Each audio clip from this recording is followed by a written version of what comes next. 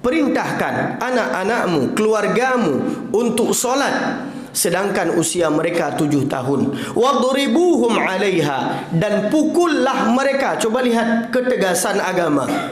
Pukul mereka. Innas salata tanha 'anil fahsya'i wal munkar. Karena solat tersebut sesungguhnya menghalangi kita, membentengi kita daripada kekejian dan kemungkaran.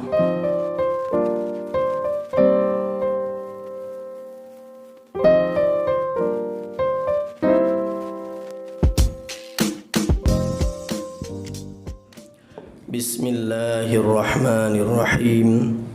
Assalamualaikum warahmatullahi wabarakatuh. Alhamdulillahi rabbil alamin, wal aqibatu lil muttaqin, wala udwana illa 'alal zalimin. Allahumma salli ala sayyidina wa maulana Muhammadin al-mab'uth rahmatan lil alamin, wa ala alihi wa ashabihi wa dhurriyyatihi ajma'in, wa ba'd. Ta'zim yang mulia Abu Imam Syekh, gure-gure ulun tuan sidang jamaah solat subuh yang dimuliakan oleh Allah Subhanahu wa ta'ala. Allah berfirman di dalam Al-Quran, dalam Quran surat Taha ayat 132. A'udzu billahi minasyaitonir rajim. Wa'mur ahlaka bis-salati wastabir 'alaiha. La nas'aluka rizqa nahnu narzuquk wal 'aqibatu littaqwa. Shadaqallahul azim. Hadirin yang dimuliakan oleh Allah, beberapa waktu yang lalu dan sampai saat ini kita masih disibukkan atau dihebohkan dengan berita-berita tentang kenakalan-kenakalan remaja, terutama di wilayah Gedanyo, Kota Luk Semawe. Dan ini sangat-sangat meresahkan.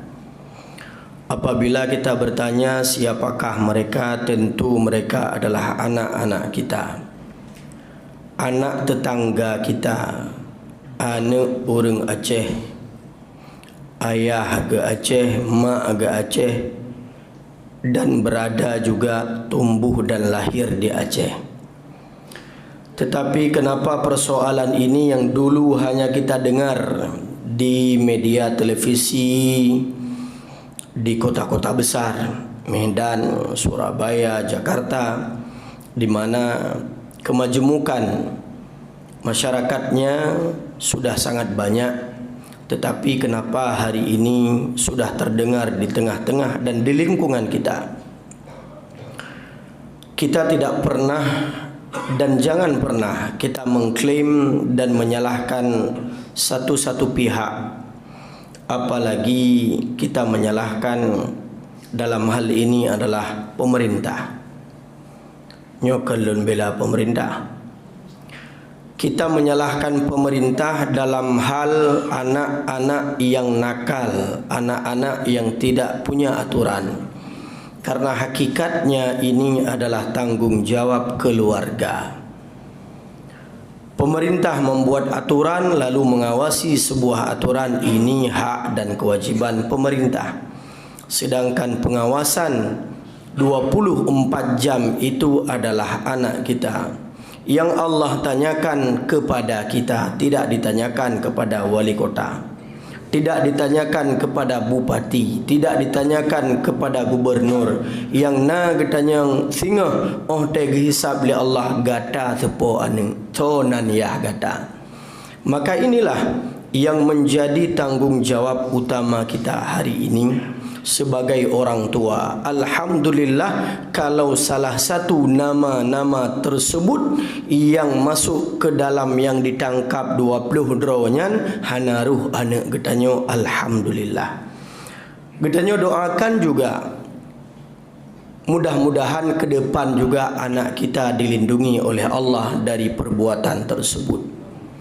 Maka solusi yang diberikan oleh agama hakikatnya adalah kembali kepada poin nol. Artinya mereka kembali kepada perintah utama, iaitu kita perintahkan mereka untuk solat.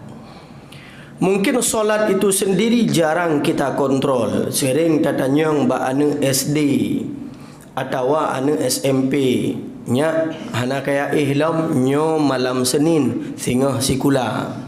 Jarang yang tapi ingat anak gedanyo nya hana kaya ihlam singoh semayang subuh.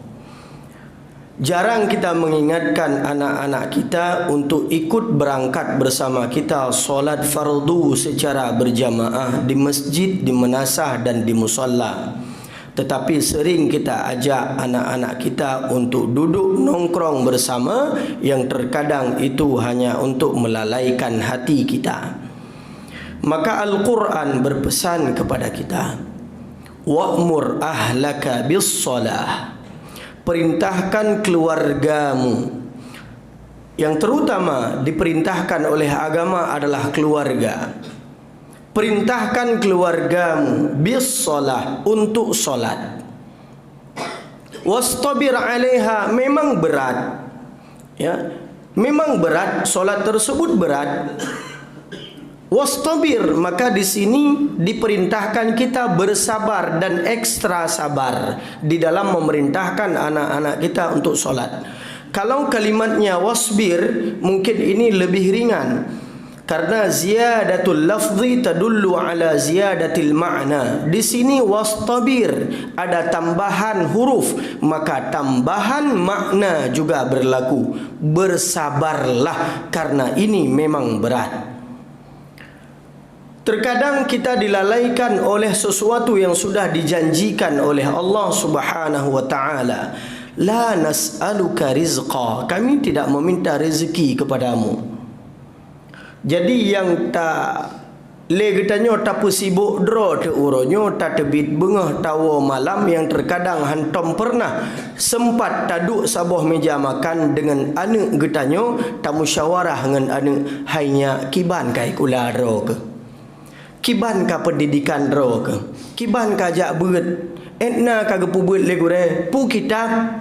Ini jarang kita tanyakan di dalam satu meja makan. Le kita nyo tapajoh bu bengah sarapan pagi bersama dengan teman-teman, makan siang dengan kawan sekantor, makan malam ketika pulang dengan teman-teman di kantor. Kita pulang ke rumah, anak kita sudah tidur kembali menyenai kadang-kadang cid hana mupar demo. Maka ini yang menjadi pertanyaan. La nas'aluka rizqa, kami tidak meminta rezeki kepadamu, kata Allah. Nahnu narzuquka, kami yang memberikan rezeki kepadamu.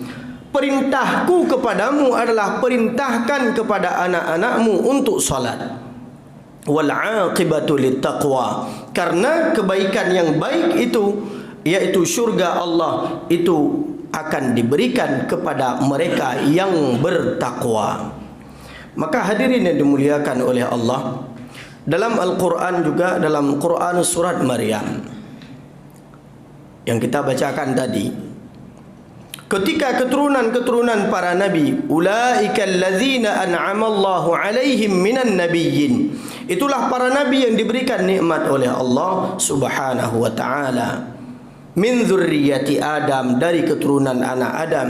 Wa min dzurriyyati Ibrahim, dari keturunan Nabi Ibrahim lahirlah dua orang nabi, Nabi Ishaq yang merupakan orang tua atau nenek buyut daripada orang-orang Bani Israel, Ishaq dan Ya'qub. Kemudian garis keturunan orang-orang Bani Israel, dan juga Nabi Ismail, yaitu keturunannya orang-orang Arab. Ulaika alladzina an'ama Allahu 'alaihim minan nabiyyin min dzurriyyati Adam wa mimman hamalna ma'a Nuh wa min dzurriyyati Ibrahim wa Israil. Israil itu gelar kepada Nabi Yaqub. Wa mimman hadaina wajtabaina, dan orang-orang yang telah kami berikan petunjuk kepada mereka dan mereka adalah orang-orang yang bertakwa. Kemudian Allah berfirman, fa khalafa min ba'dihim, akan tetapi datang kaum setelah mereka. Makna khalafa artinya datang setelah. Maka disebut khalifah kepada Sayyidina Abu Bakar As-Siddiq karena beliau memimpin setelah Rasulullah. Maka disebut khalifah artinya khalafa ba'da Rasulillah. Fa khalafa min ba'dihim, dan setelah mereka orang-orang yang adha'us salah, yang meninggalkan solat. Wattaba'us syahwat, dan mereka adalah orang-orang yang mengikuti syahwat nafsu mereka. Maka ini yang menjadi persoalan. Wattaba'us syahwat fasawfa yalqawna ghayya, dan mereka akan menerima hukuman daripada Allah Subhanahu wa taala, illa, kecuali, mudah-mudahan anak kitanya, keturunan kannya termasuk kepada yang ini, illa man taba wa amana wa amila salihah fa ulaika yadkhuluna al-jannah wa la yuzlamuna syai'a. Kecuali mereka yang bertaubat kepada Allah, beriman kepada Allah, beramal salih, dan kembali mendirikan solat, dan Allah tidak akan zalim sama sekali kepada mereka. Allah berikan kepada mereka syurganya. Maka hadirin yang dimuliakan oleh Allah, pertanyaannya adalah, sudah sejauh mana kita ajarkan anak kita solat? Kita perintahkan kepada mereka solat, kita awasi mereka solat. Maka hadis Rasulullah mengingatkan kepada kita, muru auladakum bis salah, perintahkan anak-anakmu untuk solat sedangkan usia mereka itu 7 tahun. Perintahnya bak 7 tahun. Berarti segala 7 tahun ada pengajaran. Pengajaran baik bersifat pengajaran secara pendidikan maupun pengajaran secara keteladanan. Pakiban secara pendidikan tak coba buat tapurno kedro tu. Nyonya cara semayang nyo tak baca barakaat pun, nyo tak baca wate tadang, wate rukuk, wate i'tidal, wate sujud sampai dengan salam.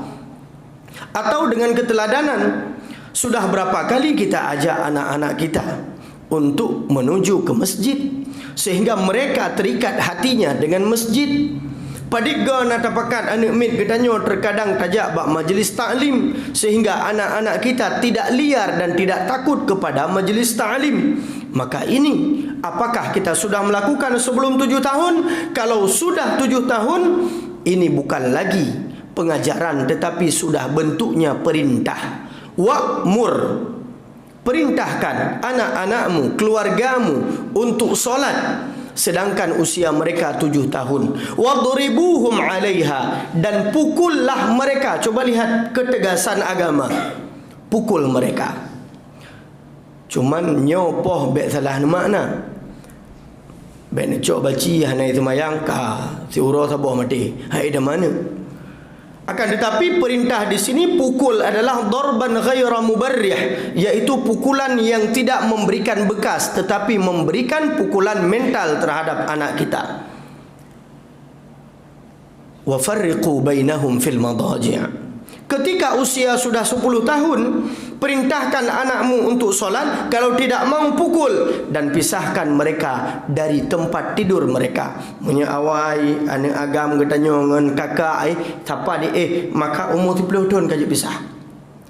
Harus tak pisah. Kenapa? Ini perintah Rasulullah sallallahu alaihi wasallam. Apalagi zaman katanya cukup jaika godaan-godaan yang tidak bisa terkontrol oleh orang tua.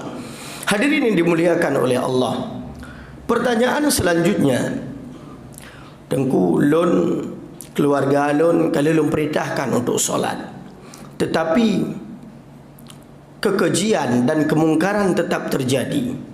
Apa yang menyebabkan hal ini terjadi? Sebenarnya kalau kita melihat daripada perintah solat, Allah berfirman, wa aqimis solah, aqimis solah, dirikanlah solat, inna solata tanha anil fahsya'i wal munkar, karena solat tersebut sesungguhnya menghalangi kita, membentengi kita daripada kekejian dan kemungkaran. Tetapi pertanyaannya, kenapa saya solat tetapi saya tidak bisa lepas daripada maksiat? Jangan kita bilang orang. Kadang kita tanya awai tak tanya engkau. Tengku igaknya dia semayang tapi dah. Tapi awai truk dra ke. Awai truk nya tu masjid bak safun. Tetapi menyai gampung gaknya paling tiga korupsi. Menyai kanto gaknya yang paling zalim. Menyai dalam masyarakat gaknya hanaga hubungan dengan masyarakat. Ini introspeksi untuk diri kita, bukan introspeksi untuk orang lain. Introspeksi untuk orang lain, dia masih zalim, dia masih mencuri, dia masih korupsi, dia masih judi, dia masih melakukan maksiat, tapi dia solat. Doakan, mudah-mudahan suatu saat solatnya itu dapat mengubah akhlak dan karakternya hingga lebih taat kepada Allah Subhanahu wa taala. Nyo introspeksi gerau tu. Pakon semayang lun uronyo galom jut mengubah kehidupan saya untuk menjadi lebih taat kepada Allah Subhanahu wa taala, baik secara ibadah individual maupun ibadah sosial atau hubungan sosial kitanya. Ini menjadi introspeksi diri kita. Mungkin salah satu jawabannya adalah, selama ini sudahkah kita solat dengan ilmu pengetahuan? Sudahkah kita perintahkan, kita ajarkan cara solat kepada keluarga kita dengan ilmu pengetahuan? Mungkin belum. Kadang-kadang bak datang bayang lagi dan jauh cukup khusyuk, luar biasa khusyuknya. Jadi tiga-tiga dah tak fikir pakan berat tak khusyuk ulang bunuh. Rupa ji naik jejak baki dia bega khusyuk. Pakan ternyata menyemayang kita nyohana sah yang syaitan je namai perempuan bi. Namai kupai bi. Ya. Menanda Allahu Akbar kita nyoh cukup berat khusyuk. Sehingga dalam sebuah hadis Rasulullah sallallahu alaihi wasallam melihat syaitan itu di depan pintu masjid sedang duduk. Namanya Rasulullah bisa melihat. Kemudian beliau bertanya, "Kenapa kamu di sini?" "Saya awalnya rencana ingin mengganggu orang yang sedang solat di dalam masjid. Jadi pekahan aja deh. Saya melihat ada seorang yang tidur dan itu adalah seorang yang alim. Kenapa tidak kamu ganggu orang yang solat? Itu kan tugasmu. Saya takut kalau saya mengganggu dia solat akan membangunkan orang yang alim itu, dan dia akan memperbaiki solat orang ini. Dan solat dia tidak perlu diganggu, memang sudah tidak sah. Hai pun dah ganggu man." Ya.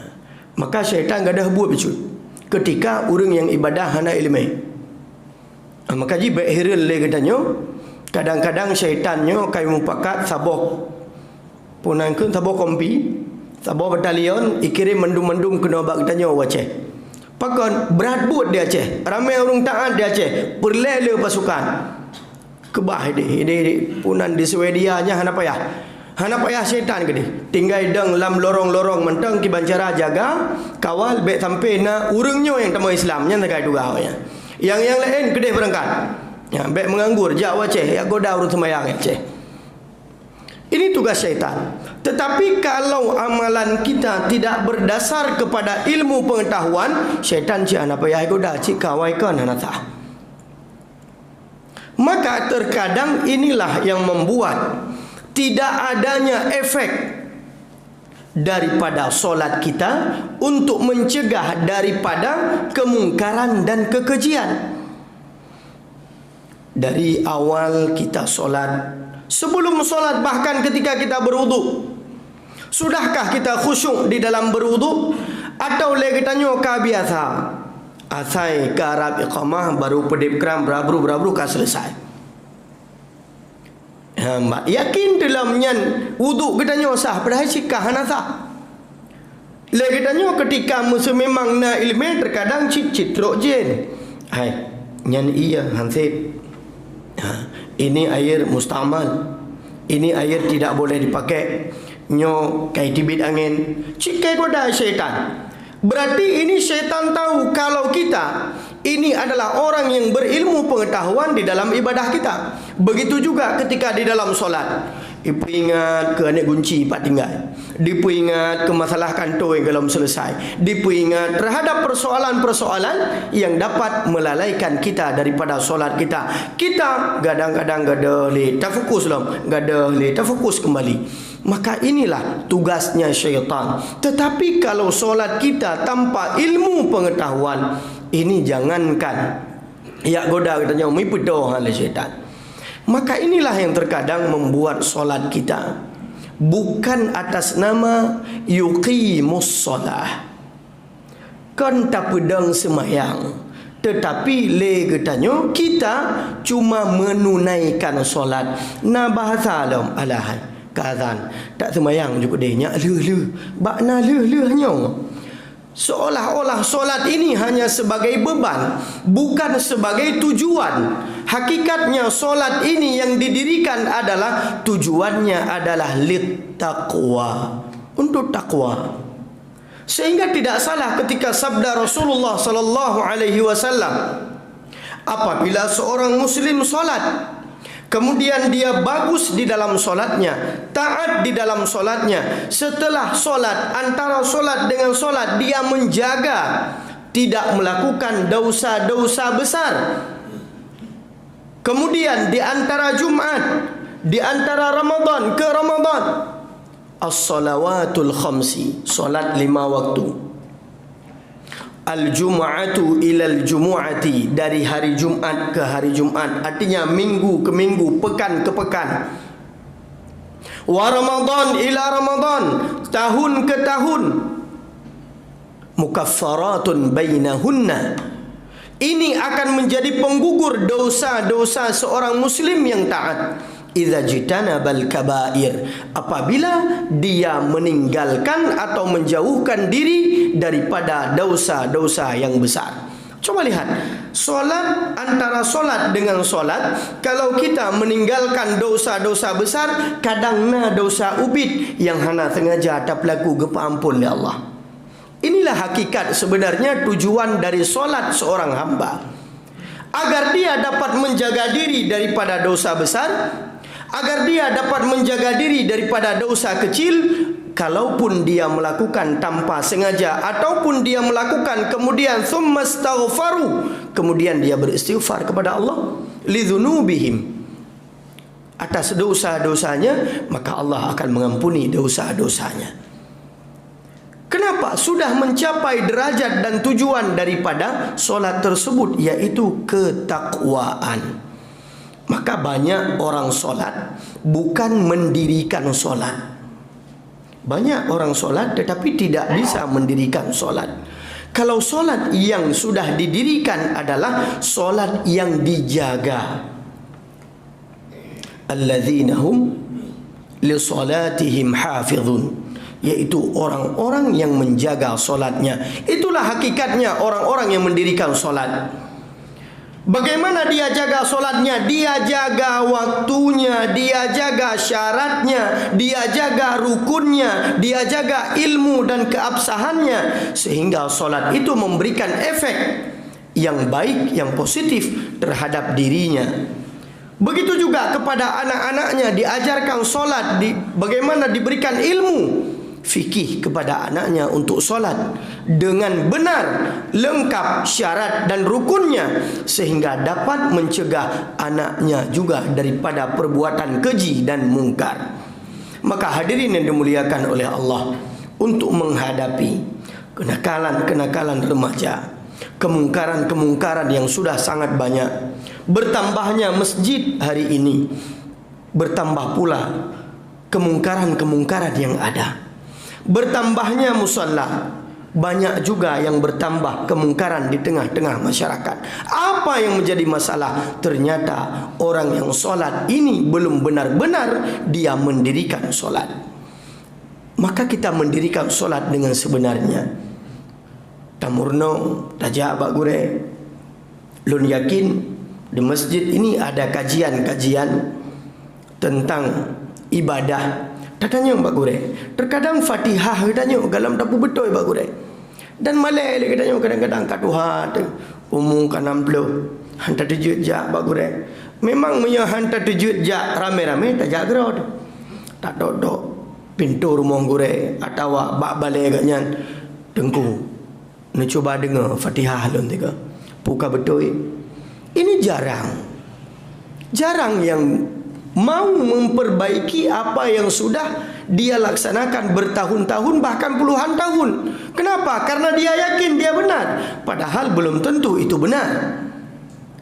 Karena konteksnya adalah orang yang menghilangkan satu huruf saja, satu tasydid saja di dalam surat Al-Fatihah, karena solat itu tidak sah tanpa baca Fatihah, maka solatnya tidak sah. Lagi hamba pun kepu syaitan yang godaman Fatihah ni cek kana betul. Padahal si ura si malam 17 ke tak baca Al-Fatihah. Tetapi kita tidak mau satu kali dalam sehari itu kita perbaiki tapi tashih bacaan Fatihah katanya. Apalagi tak lagi ijazah sanad daripada gure. Dah sanad sampai kepada Rasulullah nyoci ana cerita. Padahal setiap Ramadan ada guru-guru kita dari luar Aceh, bahkan dari Arab yang datang ke Luk Sumawe, ke daerah katanya geme ilmu hana tajak baganya. Sini cuba dengar Fatihah lun. Buka betul. Jarang. Gerakan solat, hal-hal yang membatalkan solat, jarang kita tanyakan kepada guru kita. Banyak yang solat tunggu. Lun kala kita lihat bersama takbiratul ihramnya, kemudian gerak tubuhnya yang terkadang bahkan gebeut aki-aki menyatubuh je panjang bacut bacaan ayat limum hanya lebih parah lau. Tengut tira gedang, tengut tira dang batu semayang. Kenapa? Batal wudu. Ini masalah. Maka marilah kita menjaga solat kita, menjaga solat keluarga kita. Arti menjaga adalah menjaga waktunya, menjaga keabsahannya, supaya apa yang kita lakukan ini dapat mencegah diri kita daripada kekejian dan kemungkaran. Seandainya kita bisa menjaga keluarga kita, menjaga anak-anak kita, menjaga diri kita, insya Allah apa yang kita risaukan selama ini akan dijauhkan oleh Allah Subhanahu wa taala daripada musibah-musibah, kemungkaran-kemungkaran yang ada di tengah-tengah masyarakat kita. Mari kita introspeksi diri kita terlebih dahulu untuk ibadah kita, untuk apa yang sudah kita lakukan. Sudah sahkah solat saya? Ini yang harus kita lakukan, terutama bagi pribadi kita masing-masing. Kemudian baru kita melihat orang-orang yang terdekat dengan kita, tetangga kita, kawan kita, karib kita. Mari kita juga ikut mengajak mereka memperbaiki solat secara bersama-sama. Mudah-mudahan apa yang saya sampaikan dalam pertemuan singkat ini bermanfaat. Hadanallahu wa iyyakum ajma'in. Subhanakallahumma wa bihamdika asyhadu an la ilaha illa anta astaghfiruka wa atubu ilaika. Aqulu qawli hadza. Assalamu alaikum warahmatullahi wabarakatuh.